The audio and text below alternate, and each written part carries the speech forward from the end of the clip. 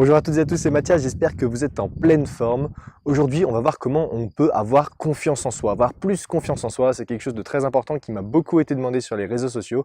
D'ailleurs, si vous voulez me suivre sur les réseaux sociaux, soit abonnez-vous sur YouTube avec le petit signe qui est juste en dessous, soit vous pouvez me suivre sur Instagram, c'est Mathias-G-N. Vous avez le lien dans la description. Donc si vous voulez me suivre sur les réseaux sociaux, je donne beaucoup de conseils. Il y a beaucoup de contenu, je partage des retours d'expérience, je partage des conseils de cette manière, je partage des photos aussi avec des conseils pour quitter sa zone de confort. Donc il y a énormément de contenu, donc si vous voulez me suivre, c'est dans les réseaux sociaux, donc YouTube et Instagram pour moi. Donc maintenant, on commence la vidéo, comment avoir davantage confiance en soi, c'est parti. Alors il y a deux types de confiance en soi. Il y a la confiance en soi qui est conditionnelle, c'est celle à laquelle on se conditionne par le fait de répéter beaucoup l'action. Donc si par exemple je me filme beaucoup de fois petit à petit, je vais commencer à avoir confiance en moi devant la caméra et c'est exactement ce qui s'est passé pour ma part. Si vous allez regarder la première vidéo et que vous regardez celle-ci, vous allez remarquer quand même qu'il y a un petit décalage au niveau de ma manière dont je suis à l'aise devant la vidéo. Et en fait, petit à petit, j'ai pris confiance en moi et maintenant, je suis capable de tourner des vidéos de manière tout à fait naturelle, en étant beaucoup plus décontracté et en ayant une élocution quand même un petit peu améliorée par rapport à la première fois. Quoi qu'il en soit, cette confiance en soi conditionnelle, c'est pas celle qui nous intéresse aujourd'hui. Aujourd'hui, on va vraiment s'intéresser à la confiance en soi qui est inconditionnelle. C'est-à-dire la confiance en soi qui est le principe de se dire « Ok, ça j'ai jamais fait, ça me fait peur, je pense que je peux pas y arriver, mais mine de rien, je vais quand même essayer avec les ressources que j'ai à disposition et je pense que je peux faire quelque chose avec les ressources qui sont à ma disposition. » Donc la première chose que je vais vous inviter à faire, c'est simplement de sortir de votre zone de confort. C'est un concept que j'explore énormément parce que je trouve ça génial. C'est vraiment un concept qui amène en fait à finalement la confiance en soi conditionnelle, parce que c'est grâce à cette sortie de zone de confort que petit à petit, on obtient la confiance en soi qui est donc conditionnelle. Mais sortir de sa zone de confort, c'est pas quelque chose de simple. Quand je vous dis sortir de votre zone de confort, c'est pas forcément aller faire un truc totalement dingue. C'est simplement faire un petit pas en dehors de votre espace vraiment confortable. Si par exemple, vous avez l'habitude d'envoyer toujours un message à votre directeur pour lui demander quelque chose, prenez cette fois-ci la peine de l'appeler. Simplement, voilà, là c'est un petit pas qui est en dehors de votre zone de confort. L'important, c'est de trouver des petits pas qui vont vous amener des résultats qui sont importants pour vous. Sauter d'une falaise, ouais, c'est sortir de sa zone de confort, c'est sûr, mais qu'est-ce que ça va vous amener concrètement? Je ne sais pas. Si vous avez des problèmes avec le rapport avec l'argent, par exemple, vous pouvez donner de l'argent à un mendiant, vous pouvez également faire des dons. C'est quelque chose qui vous détache de cet argent que vous voulez avoir que pour vous, etc. Si c'est votre problème, vous pouvez faire ça. C'est des types de sorties de zone de confort qui peuvent être efficaces pour vous. La deuxième chose que je vais vous conseiller, ça va être de se détacher de ce côté totalement optimiste, de je dois toujours être joyeux, je dois toujours être content, j'aurai confiance en moi si je souris tout le temps, si je suis toujours joyeux, si je prends que le positif à chaque fois, finalement j'aurai confiance en moi. C'est pas forcément une mauvaise chose, c'est très important d'avoir des pensées positives. La pensée positive, c'est quelque chose d'extrêmement important, mais la garder tout le temps, c'est pas forcément une bonne chose non plus parce que le fait de ne pas avoir cette pensée positive, vous allez vous fouetter. Au moment où vous n'allez pas penser positif, vous allez vous dire « Oh non, mais là, j'ai pas pensé positif, ça va pas du tout. » Et là, vous allez vous mettre à stresser encore plus. Et parfois, ce qui nous fait manquer de confiance en nous, c'est de stresser, de stresser. Le fait de stresser nous fait stresser encore plus. C'est bizarre dit comme ça, mais pourtant, c'est la réalité. Si vous avez du stress parce que vous vous dites que là, vous n'êtes pas en train de penser positif, vous vous rendez compte que c'est la pensée positive, en fait, qui a cet effet sur vous.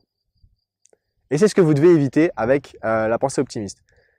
Plutôt que de penser optimiste, je vous invite vraiment en fait à interpréter l'événement d'une manière différente. C'est quelque chose que je développerai dans une autre vidéo et c'est quelque chose que je développe énormément en coaching parce que c'est un élément qui est vraiment essentiel. C'est la manière dont vous interprétez un événement. La manière qui fait que pourquoi deux enfants, deux petits jumeaux vont à la plage, ils se prennent une grosse vague dans la tronche, ils sont tous les deux éclatés par terre, il y en a un qui pleure et l'autre qui rigole. Pourtant, ils se sont pris la même vague. C'est les perceptions. Et ça, c'est quelque chose d'hyper important si vous voulez espérer réussir, que ce soit dans votre carrière, que ce soit dans vos finances, que ce soit auprès de vos relations, ou même que ce soit dans votre business. Moi, je traite avec des entrepreneurs qui commencent leur business et qui ont du mal à générer leur premier argent, leur premier bénéfice. Et je me rends compte qu'il y en a énormément en fait qui ont des très mauvaises perceptions des choses. Dès qu'une personne refuse de faire affaire avec eux, ou dès que par exemple, une boutique e-commerce a des paniers abandonnés, ils ne voient pas le problème de la bonne manière, ils n'ont qu'une seule perception et ils ne cherchent pas à s'en changer. Donc, si vraiment vous avez des problèmes au niveau de vos perceptions, réfléchissez-y bien, donc détachez-vous de cet optimisme constant et rapprochez-vous plutôt de perceptions différentes de celles que vous avez. Si une perception vous amène un manque de confiance en vous, trouvez une autre perception qui vous amènerait de la confiance en vous. Si je suis en face d'un public et que je me dis, et que j'ai la perception qu'ils sont en train de se moquer de moi, forcément, je vais manquer de confiance en moi et je vais stresser. Par contre, si en face du public, j'ai la perception que ce public est pas du tout en train de se moquer de moi, mais ils sont en train de rire parce que je les fais rire et que j'ai dit une blague et que ma manière de m'exprimer les fait rire et que du coup, ils rient et ils sont heureux d'être là. Forcément, la confiance en moi va augmenter et non pas diminuer. Et c'est la perception de la même situation. Et ça, c'est un truc énorme. Le conseil que je viens de vous donner, c'est vraiment quelque chose qui peut changer votre vie, rien que ça. Je vous le donne comme ça sur YouTube, donc attention, hein. On en fait bon usage. Donc si vous en voulez d'autres, rappelez-vous, sur Instagram, vous pouvez me contacter. Un autre conseil que je voudrais vous donner, vous le retrouverez dans plusieurs vidéos, c'est de soigner votre physiologie. Là, vous me voyez quand je suis en train de vous parler, je me tiens droit, les épaules en arrière, la tête levée, et je vous parle avec le sourire. Donc, j'ai confiance quand je tourne la vidéo. Imaginez, si je vous tourne la vidéo de cette manière. Oui, alors bonjour, c'est Mathias, aujourd'hui on va parler de confiance en soi. Est-ce que je vous inspire confiance? Absolument pas. Et c'est tout à fait normal. Pour votre corps reçoit les mêmes messages. C'est-à-dire que si vous vous tenez toute la journée de manière avachie comme ça, vous n'allez pas donner à votre corps l'énergie nécessaire. Votre corps ne va pas recevoir les signaux pour avoir l'énergie. Ce que vous faites est en concordance avec la manière dont vous vous tenez et la manière dont vous vous exprimez. On peut voir vraiment dans les séminaires avancés de personnes qui font du développement personnel, par exemple, si vous regardez des séminaires de Tony Robbins, vous verrez qu'il a tendance à rapidement inverser la physiologie des personnes qui viennent me voir en disant je suis déprimé, je pense que ça va pas. En fait, il va les amener à se mettre dans une posture de confiance. Mettez-vous dans une posture de confiance. Habillez-vous également avec des habits qui vous donnent confiance. Si je m'habille avec des habits sales, que je prends pas soin de moi, etc., j'aurai pas confiance en moi au niveau des autres parce que le regard des autres peut être important, notamment dans le domaine de la vidéo que je fais. Donc, si vous avez envie de ne pas déprimer et d'avoir confiance en vous, d'être confiant, déjà, soignez votre posture. Épaules en arrière, tête relevée, regard droit devant, vous parlez fort, vous n'hésitez pas, vous vous ancrez dans le sol et vous soufflez. Vous soufflez, vous respirez, c'est d'ailleurs le 4e conseil que je vous donne, c'est de travailler votre respiration. Si vous n'avez pas confiance en vous, c'est probablement que vous êtes en train de suffoquer, que vous ne respirez pas peut-être depuis 5 minutes. Vous êtes en train de stresser, etc. Mais respirez. Ça va bien se passer. Il y a des exercices de respiration, des exercices de méditation. Vous en cherchez sur Internet, il y en a qui des très bons. Vous faites ça. Je vous assure que c'est tout bête. Vous vous dites, oui, mais j'ai déjà entendu ça quelque part, gna gna gna. Ok, mais comment vous le faites? À quel point vous l'appliquez? On me l'a déjà dit. Est-ce que vous l'avez essayé au moins? Est-ce que au moins vous avez tenté le truc? Donc, si vous avez déjà essayé et que ça ne marche pas pour vous, ok, c'est ma faute. Vous pouvez le mettre en commentaire, vous pouvez me mettre un pouce rouge, il n'y a pas de souci. Par contre, si vous n'avez jamais essayé et que vous n'essayez pas et que vous attendez des solutions miracles pour avoir confiance en vous et ne pas stresser, il y a un moment où ça ne tombera pas du ciel. Donc si vous voulez avoir ces conseils-là, vous les avez, maintenant il faut appliquer. Parce que tous les conseils que vous pourrez trouver sur n'importe quelle plateforme, ils valent rien du tout si vous n'appliquez pas une seule fois ce qui est dit. C'est aussi simple que ça. Si vous n'appliquez pas les conseils qu'on vous donne, que ce soit moi ou que ce soit n'importe qui d'autre, que ce soit dans le business, que ce soit dans les finances, n'importe, si vous allez voir le roi de l'immobilier qui vous donne les meilleurs conseils du monde, c'est pas pour ça que vous aurez des résultats. Si vous ne passez pas à l'action, que vous ne faites rien du tout, vous n'aurez pas de meilleurs résultats. Et ça, c'est quelque chose qui fait partie de la mentalité du millionnaire, la mentalité pour s'envoler vers la réussite, tous les conseils que je donne en coaching, que j'adapte en fonction de la situation de la personne. Mais si vous comptez vraiment avoir confiance en vous, il va falloir passer ce stade-là. Je passe de simple spectateur à acteur de ma situation. Vous comprenez? Voilà, donc pour vous dire qu'il y a quand même pas mal de moyens de prendre confiance en soi. Bien sûr, je ne les donne pas tous dans cette vidéo, j'en referai des vidéos sur la confiance en soi parce que c'est un sujet qui vous tient à cœur. Il y a plusieurs personnes qui m'ont demandé, il y a des personnes également qui m'ont demandé des vidéos sur la motivation et je vous rassure, ça arrive très vite. Mais quand il arrive, le Mathias d'il y a 2-3 ans, il me verrait faire ça, je dirais mais il est fou lui. Mais qu'est-ce qui se passe? Il s'est passé un truc? En effet, il s'est passé quelque chose. Je suis passé à l'action, massivement à l'action et ça a fait toute la différence dans ma vie.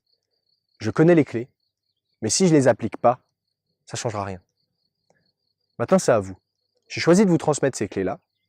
Si vous voulez les appliquer, tant mieux et j'en suis extrêmement fier. J'espère vraiment pouvoir aider des personnes à changer leur vie, à atteindre la situation qu'elles veulent, notamment ces entrepreneurs qui ne veulent plus être dans le système du métro boulot dodo, qui ne veulent pas faire le même travail toute leur vie, qui ont envie de voyager et de vivre de leur activité qui les passionne, de éventuellement monter un blog, de monter une chaîne YouTube, de monter tout un tas de choses.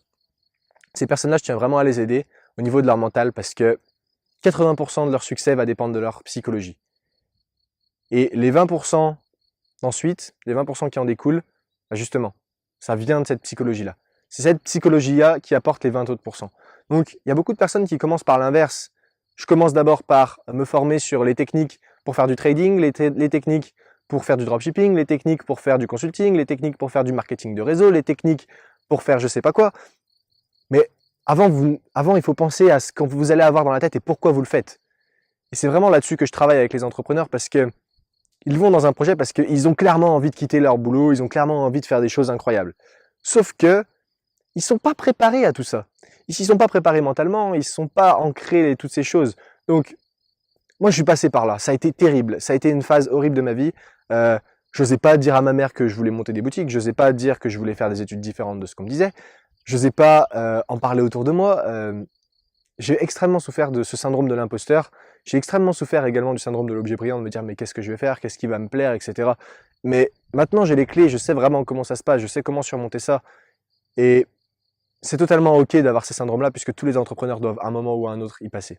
Donc si vous avez envie de dépasser ça, de briser ce mur et de passer à l'action, vous pouvez m'envoyer un message, ce sera avec grand plaisir que je passerai un appel avec vous ou pas, ça dépend de vous, pour un peu savoir vos objectifs, savoir ce que vous voulez faire dans la vie, savoir pourquoi vous voulez le faire, est-ce que vous avez déjà tenté des choses, etc. On peut discuter ensemble, donc c'est dans la description que ça se passe. Vous m'envoyez un message sur Instagram ou sur YouTube et puis on discute de ça ensemble, ce sera avec grand plaisir. N'oubliez pas de me suivre sur les réseaux sociaux. C'était un grand plaisir de vous faire cette vidéo. Si vous m'avez découvert comme ça, sachez que je m'appelle Mathias Guinan et j'aide les entrepreneurs qui ne génèrent pas pour l'instant de bénéfices à créer un projet qui les inspire et à pouvoir vivre de ce projet-là sur le long terme, vraiment en s'axant sur le mental, adopter le mental du millionnaire et s'envoler vers sa réussite. Voilà. Donc je vous souhaite une excellente fin de journée, c'est Mathias. À la prochaine. Salut.